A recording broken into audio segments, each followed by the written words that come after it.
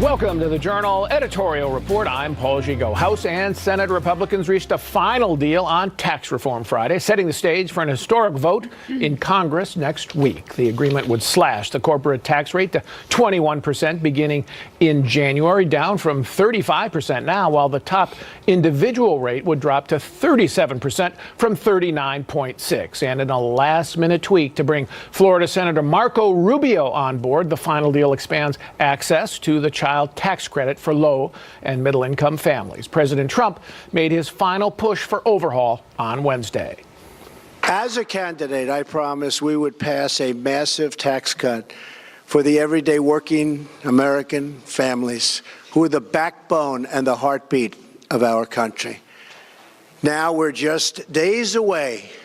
I hope, you know what that means, right? From keeping that promise and delivering a truly amazing victory for American families. We want to give you, the American people, a giant tax cut for Christmas.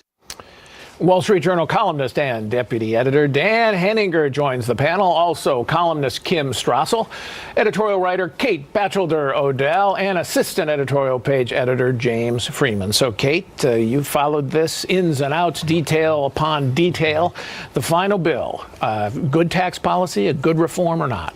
Well, Paul, it's about what we expected in the sense that it's a major improvement on the business side, a structural reform on how we tax corporations. So we both go down from 35 to 21, as you said, but also a territorial system where you tax income where it's earned instead of taxing it twice when it comes back to the U.S. 100% expensing for 5 years on new investment? Right, and that will probably be extended by Congress when it comes close to expiring. But I think this is a marginal, discrete improvements on the individual side, but not really a reform working within some of the same deductions and credits that have mucked up the code for a long time. But on the whole, it represents real progress. And I think a significant pro-growth on the business corporate side, James. On the individual side, most people are going to get a tax cut. Maybe not folks, some of us in New York or California, right, but most people will get a tax cut. It's just not as much reform. Look, I think given what we had every right to expect when Donald Trump was elected, this is fantastic. This is. So wait a minute. What's that Trump line about? Well, my point being that, as he said, we're moments away, a few days, we'll see. But this is, I think, a major step forward. Not perfect, but the United States now becoming competitive again with the rest of the world. We went through this long, dreary period where companies didn't want to be here. They found various ways to get out of the United States.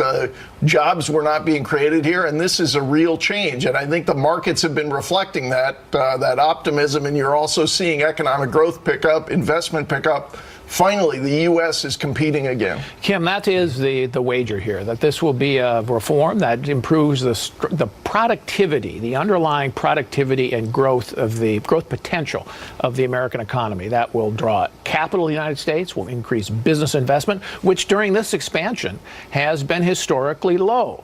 If you do that, we can keep this economy moving, keep wages going up even at a faster pace, even as the Federal Reserve raises interest rates. That's the bet. And it's such a better way of doing it. This is the right strategy. Remember, Donald Trump came into office, and initially his strategy, well, he always planned a tax reform, was to berate companies for leaving.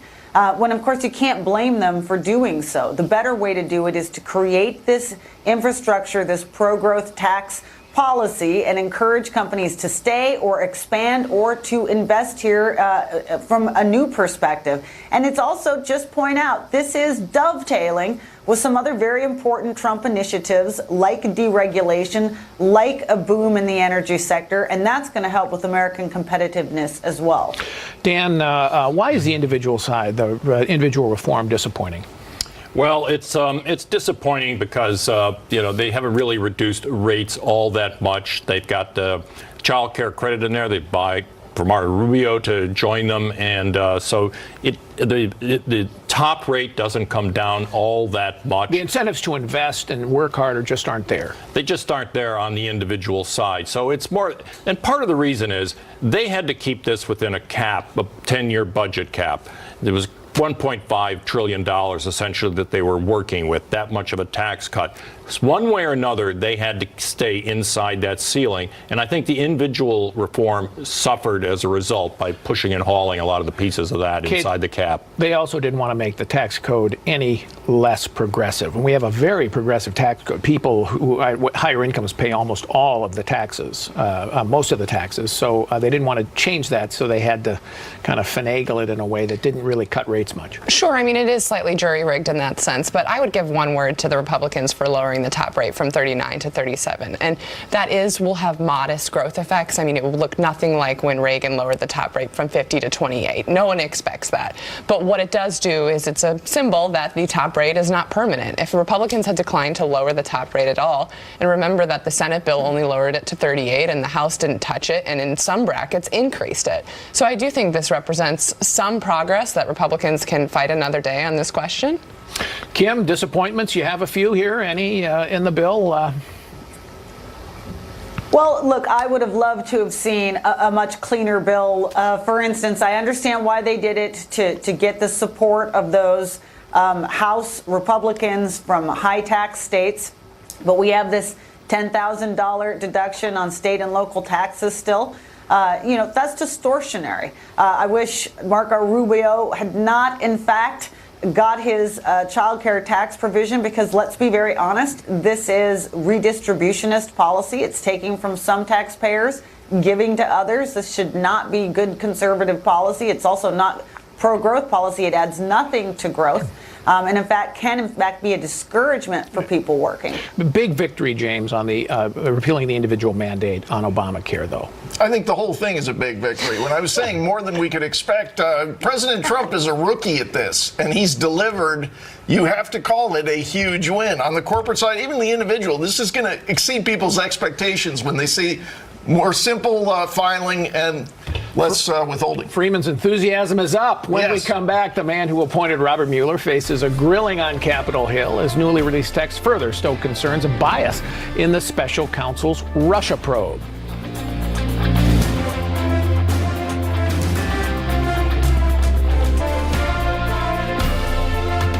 This agent, in the middle of almost everything related to Secretary Clinton and President Trump, sent pro-Clinton texts, anti-Trump texts to his paramour, this conflict of interest-free special agent of the FBI. This is who we were told we needed to have an objective, impartial, fair, conflict of interest-free investigation. The man who appointed special counsel Robert Mueller faced a grilling on Capitol Hill this week. Deputy Attorney General Rod Rosenstein told the House Judiciary Committee on Wednesday he has seen no reason to fire Mueller thus far, despite growing Republican concerns of bias in the Russia investigation. The Justice Department this week released 90 pages of text messages that were exchanged last year between FBI agent Peter Strzok, who was later assigned to Mueller's team, and FBI lawyer Lisa Page. The anti-Trump text described the possibility of his election victory as, quote, terrifying. But do they go beyond political antipathy? All right, Kim, let's try to put this into some context. Why should we care what we're discovering about the members of the special counsel's team? Well, defenders of Mr. Mueller have been very quickly pointing out that there's nothing wrong with an FBI agent having a political opinion, and that's true. I think the question is whether the hostility that was expressed in these texts go beyond that to a bias, and whether or not there's any evidence, more important, that the agents here were willing to act on that hostility. One text message in particular talked about the importance of having an insurance policy in case Trump were to win the election. What does that mean? There's a lot of different thoughts about it. Was it the dossier that they were using? Was it something else? Was the FBI actively trying to thwart a Trump presidency? All right, let's put up that text because I want to go into that and read that. Let's show that. I want to believe the path you threw out for consideration in Andy's office, that there's no way he gets elected, but I'm afraid we can't take that risk. It's like an insurance policy in the unlikely event you die before you're 40. So what does that mean, James, insurance policy? How should we read that? It's deeply disturbing. On the face of it, I think a reasonable person would look at it and say it looks like this guy thinks his job in life is to protect all of us from the consequences of our political decisions. And just in case dumb voters choose Trump, the FBI needs to intervene. Now, maybe it doesn't mean what it seems to mean. I think Mr. Strzok, if he doesn't dodge it, should have the opportunity to come before the House Judiciary Committee and perhaps other committees and explain what he meant by this. But on the face of it, deeply disturbing. And here's another, just an element of that. That Andy reference, that's Andrew McCabe, who is the deputy FBI director. So the reference is there was a meeting in Andy's office, and we were all talking about the election. And what were they talking about? And I think the beyond opinion, the question is, did it go into, did their line get crossed into some kind of active action or plotting or something like that? Now, we don't know that, but these texts are disturbing. They are disturbing, and FBI Director Christopher Wray appeared before Congress this past week and basically answered no questions about any of this, nor did Rod Rosenstein. Paul, I think the FBI and the Department of Justice are wading into very deep water here. Here we are sitting asking these questions. The American people have these questions. Robert Mueller has his investigation of Donald Trump going on. It is looking more and more as though perhaps there was some sort of internal bad idea politically. But on the other hand, the special counsel has an obligation to basically to make sure that when he presents evidence, if he presents cases, they're credible. Not only because if it's a legal case, he has to convict somebody in a court of law beyond a reasonable doubt, but because if he makes a recommendation to Congress, for example, you want people to think, okay, this was actually based on considered judgment by people who are fair-minded. If that confidence is undermined by these kinds of actions, we're in a pretty bad place. Yeah, and how can it not be? Because the Strzok news is not isolated. We've also had an entire raft of stories this week about other people on Mr. Mueller's team that would appear to be pro-Clinton and therefore, we assume, anti-Trump. And so this has really undermined the confidence. Also, bear in mind, I think this is important too. These Strzok emails or text messages have been known about by Rod Rosenstein and by Bob Mueller since July. And they know the amount of attention that Congress is putting on this issue, and yet they deliberately kept them from Congress for 4 months. That undermines their credibility as well. It looks as though they have something to hide, which they apparently did. Well, what recourse, James, does Congress have? Well, they need to start issuing subpoenas, and they need to, or more subpoenas, and they need to enforce them. And this is where it's going to be difficult, because when you have an FBI and a Justice Department that seems to not want to cooperate, that seems to not want to respect the oversight role of Congress over the executive branch, Congress is going to ultimately have to jail somebody if they will not respond to a legally issued subpoena. The President of the United States is the chief law enforcement officer of the United States. Justice Department works for him. Can't he order them to turn over the documents? He most certainly theoretically could order them, but you can see the difficulty of Donald Trump himself doing that politically. But again, Paul, I think we're getting to a crisis, an institutional crisis here, that if the FBI leadership and Justice Department leadership feels as important about that as they can seem to say, they should step up and start telling the American people what happened during the election. All right, still ahead. A major terror attack narrowly averted this week in the heart of New York City. So is Monday's failed pipe bombing a wake-up call, and does the post-9/11 status quo need to be re-examined? We'll ask the former top intelligence official at the NYPD next. This program is A failed terror attack in the heart of New York City Monday has law enforcement officials across the country on high alert. 27-year-old Akayed Ullah has been charged with federal terrorism offenses after he detonated a homemade pipe bomb in an underground subway passage during the morning rush hour. The Bangladeshi immigrant telling investigators that he, quote, did it for the Islamic State. Mitch Silber served as the Director of Intelligence Analysis for the New York City Police Department. Welcome. And I'm really glad to have you here because you predicted this would happen 15 years ago. I think I can give you credit for that. You were saying, you did a paper called The Radicalization, Homegrown Radicalization Here. And we've seen in the last 15 months in New York alone, 3 cases like that. What's going on? You know, Paul, it's unfortunate sometimes when you're a Cassandra and you're correct. We spent a lot of time looking at the trends in Europe in 2004, 2005, seeing how the threat was changing. And based on what we were learning in New York City from investigations, we realized, you know what? The trends in New York aren't that different. We're just a little bit further behind. Really? And unfortunately, and that was really the purpose of the report at the time, to ring the bell and say, hey, wait a second.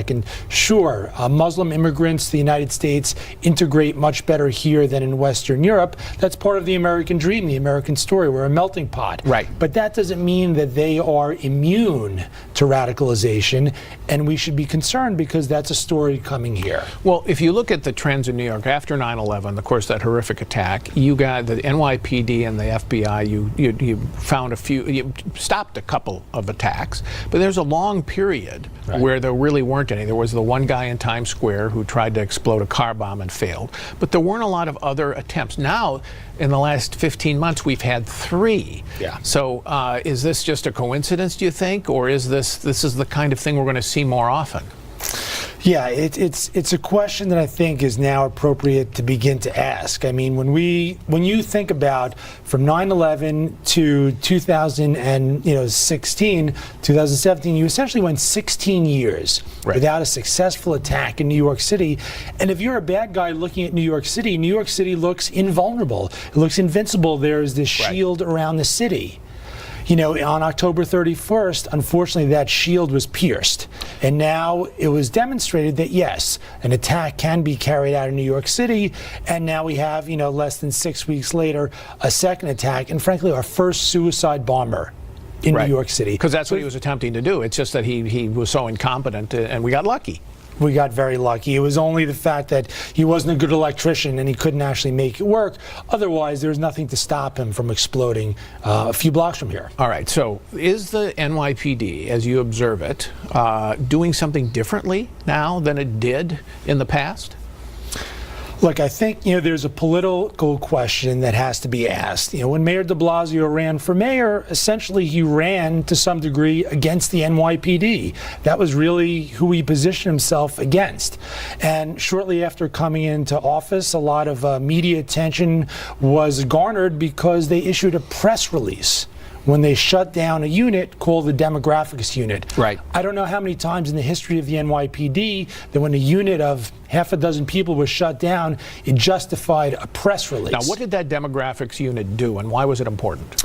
It did a few different things, Paul. One of the things that New York City learned from 1993 when, former police commissioner Ray Kelly was the commissioner, at that point was that, you need to understand where people from other countries might come and lay low before they launch an attack, i.e. before the 1993 World Trade Center attack, that they might be in places in Jersey City. Where do they hang out? Where do they get a meal? Where do they stay? What mosques do they go to? Yeah, where are you likely to find people who are their countrymen, where they might stay to lay low? And think about it. When the attack happened at the Boston Marathon, we're talking about 2 individuals of essentially Chechen background. In New York City, we had to ask the question, where would these guys go if they were to come to New York City? And that increases your chances of getting a tip, getting some information, preempting something, as opposed to afterwards trying to repiece, put together what happened. Right. We would have been positioned well in Brooklyn to detect a car with Massachusetts license plates showing up to New York, as we now know they had thought about doing. Okay, now the NYPD respond to that and say, look, we're not doing anything different. The demographic unit didn't matter that much. It really wouldn't have. We're still get the surveillance we need. How would you respond to that? Look, I'm no longer at the NYPD, Right. so I don't know operationally what they're doing. People who I trust and I speak to say, look, we're working as hard as ever, and Sure. if anything, the threat is more complicated because when you're dealing with singletons as opposed to a group, there's not as much of a signature to detect. You know, And I think that's a fair argument. yeah, I think it is too. I mean, we're talking about people who radicalize online, and they're not meeting in a bookstore or Right. in a mosque or someplace. But, the demographics unit had important purposes. And if the question is, NYPD and the FBI said, hey, this guy, Mr. Ullah, was not on our radar. Why was he not on the radar? That's the question I think needs to be asked.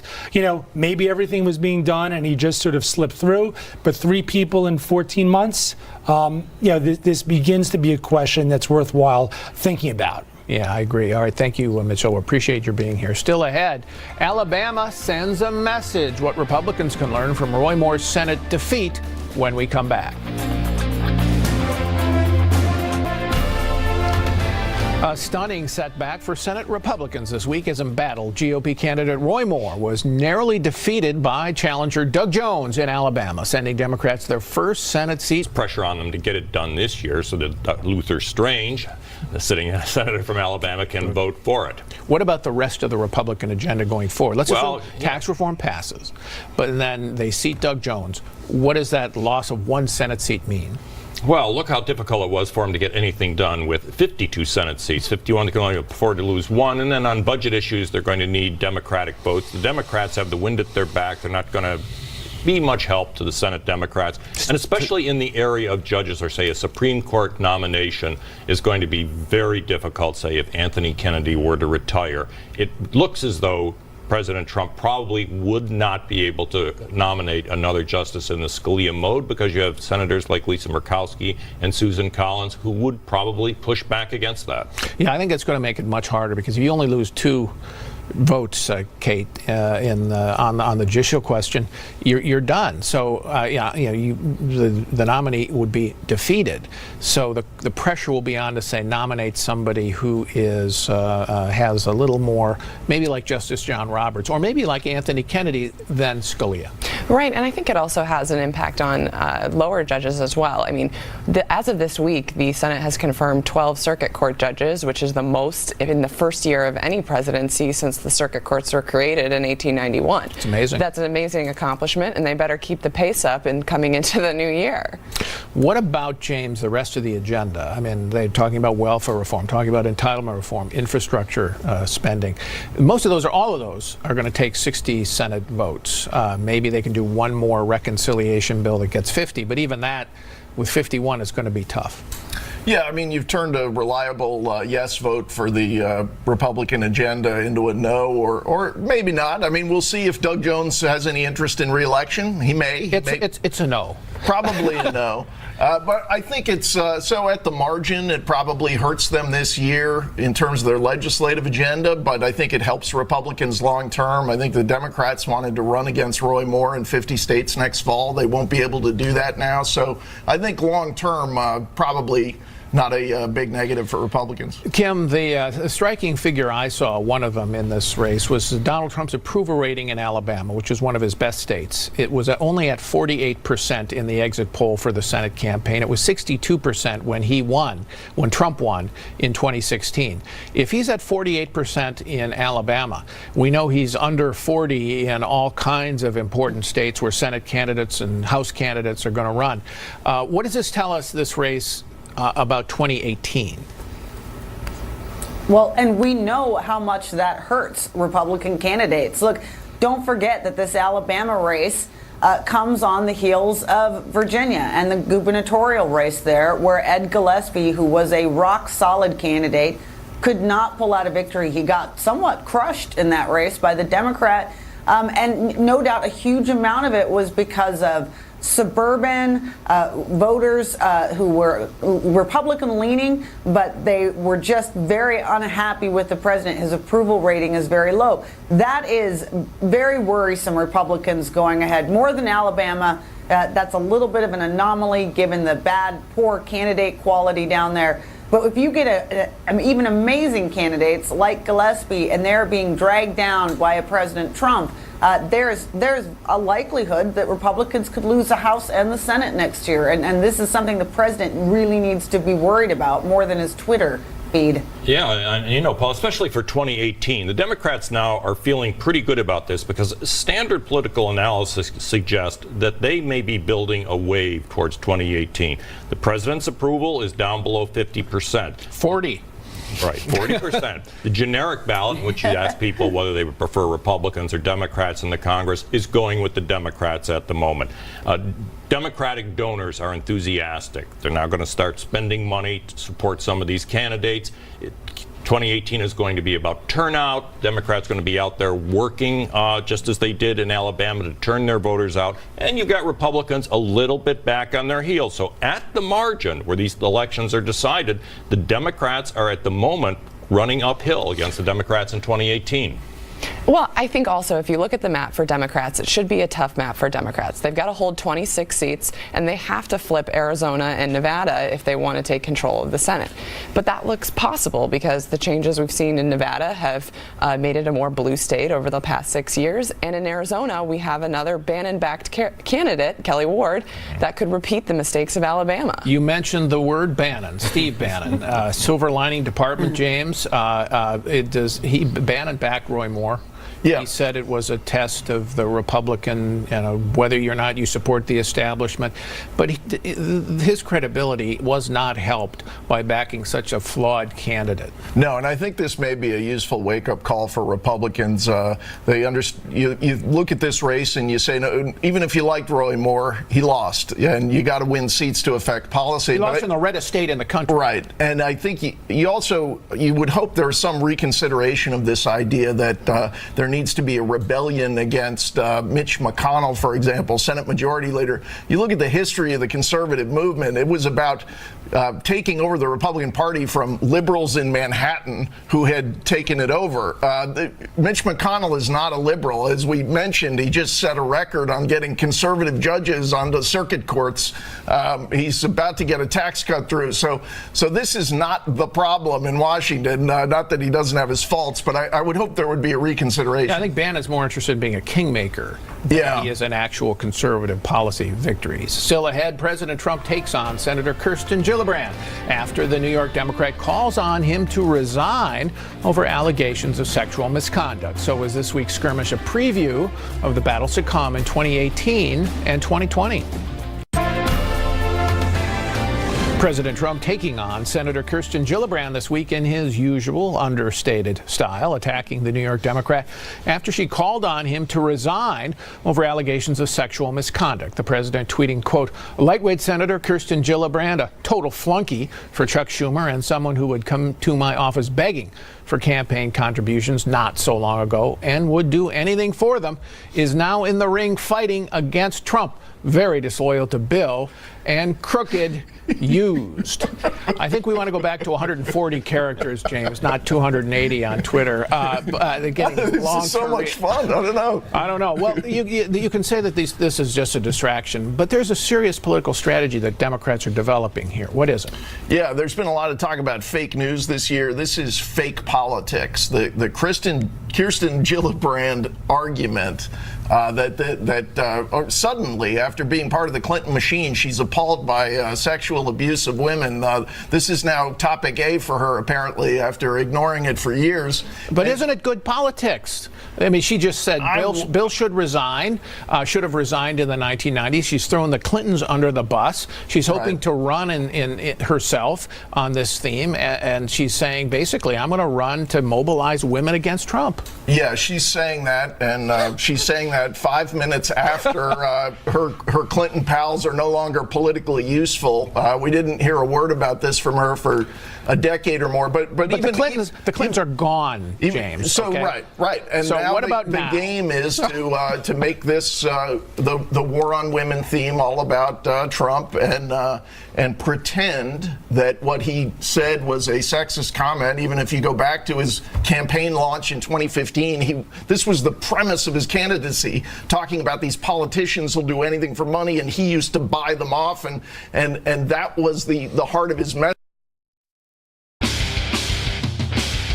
Qualifications as having two X chromosomes, it didn't help her. And you think that could be a mistake for Gillibrand or any Democratic nominee, particularly a woman who tries to run mainly on that? I do think that. I think it's a divisive form of politics that is not attractive. We'll see. I mean, I think this is bloodless politics, Paul. And in the game of politics, you try whatever works. Nothing personal. This is like The Godfather.